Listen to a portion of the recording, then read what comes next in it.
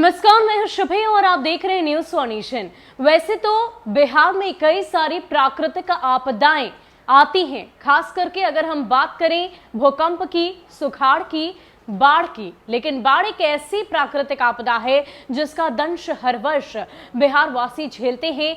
जिंदगी जीने की जद्दोजहद महीनों तक चलती रहती है। हजारों लाखों लोगों के आशियाने उजड़ जाते हैं और कुछ तस्वीरें तो हमने ऐसी दर्दनाक भी देखी है जब अपने ही हाथों से अपने आशियानों को लोगों को उजाड़ना पड़ रहा है। वो तस्वीरें न्यूज वन नेशन ने आपको अलग अलग जिलों के दिखाई है, लेकिन एक बार फिर से जब नए आशियाने की तलाश में लोग दर दर भटक रहे हैं, अलग अलग जगह जा रहे हैं, वो आशियाने भी अब उजड़ जाए तो क्या कहेंगे। जी हाँ, ऐसी ही तस्वीर सामने आई है भागलपुर से। भागलपुर के कई क्षेत्र इस वक्त बाढ़ की चपेट में हैं और लगातार परेशानियों की जो तस्वीरें हैं वो बदस्तूर सामने आ रही है। कई तरह की मशक्कतों का सामना करना पड़ रहा है लोगों को, लेकिन इन सब के बीच एक यूनिवर्सिटी में लोग पहुंचते हैं आश्रय लेने के लिए, लेकिन भगवान की मर्जी के आगे कहते हैं कि किसी की नहीं चलती। और इंद्र देवता जिस तरीके से इन दिनों जिस तरीके से मॉनसून की सक्रियता सबाब पर देखने को मिल रही है, ऐसे में रात भर की बारिश के बाद और भी ज्यादा लोगों की परेशानियां तब बढ़ गई जब नए आशियाने के तलाशने के बाद जब उन्होंने अपना एक नया ठिकाना तलाशा, वो आशियाना भी उजड़ गया। जी हाँ, ये दर्दनाक तस्वीरें भागलपुर की है। लोग काफी ज्यादा परेशान हैं क्योंकि जिस तरीके से अपने घरों से उन्हें खुद ही निकलना पड़ा। कुछ तस्वीरें ऐसी भी देखी गई जब उन्हें अपने हाथों से अपने आशियाने को उजाड़ना पड़ा और जब नए आशियाने नए ठिकाने पर पहुंचे तो वहां पर भी बाढ़ का कहर देखने को मिला। पहले आप इस पूरी तस्वीर को देखिए और जो कुछ भी जानकारी है आपको देते हैं।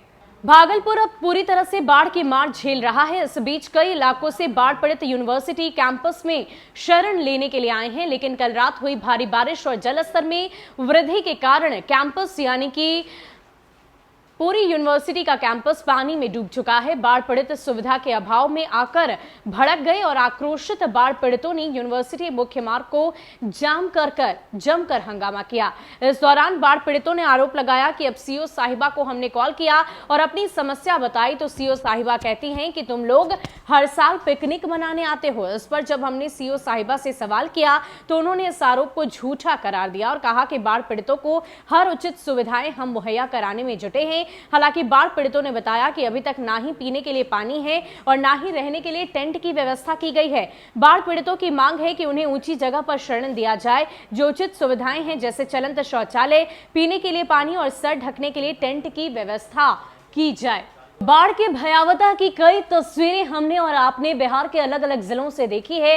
इस वक्त बिहार के 28 जिले ऐसे हैं जो बाढ़ की चपेट में हैं। राजधानी पटना की बात करें तो यहां पर भी खतरा मंडरा रहा है, लेकिन इन सब के बीच जब लोगों तक जो सुविधाएं पहुंचनी चाहिए वो नहीं पहुंचती है तो जाहिर सी बात है आक्रोशित लोगों की तरफ से गुस्सा जाहिर किया जाता है। इसी कड़ी में सीओ साहिबा पर आरोप लगाते हुए बाढ़ पीड़ितों ने साफ तौर पर कहा है कि इनका कहना है कि हम यहां पर पिकनिक मनाने आते हैं, लेकिन जब सीओ साहिबा से इन बातों को लेकर जायजा लिया गया तो उन्होंने साफ तौर पर कहा कि ऐसी कोई भी बात नहीं, हमारी तरफ से पूरी कोशिश पूरी पहल की जा रही है कि किसी भी तरीके से बाढ़ पीड़ितों तक मदद पहुंचाई जा सके। लेकिन इन सब के बीच न्यूज वन नेशन आपसे यही अपील करता है कि अगर आप भी बाढ़ पीड़ित क्षेत्रों में रहते हैं तो सतर्क रहें, सावधान रहें, अपनी सुरक्षा स्वयं करें। ज्यादा अपडेट के लिए आप बने रहे न्यूज वन नेशन के साथ। नमस्कार।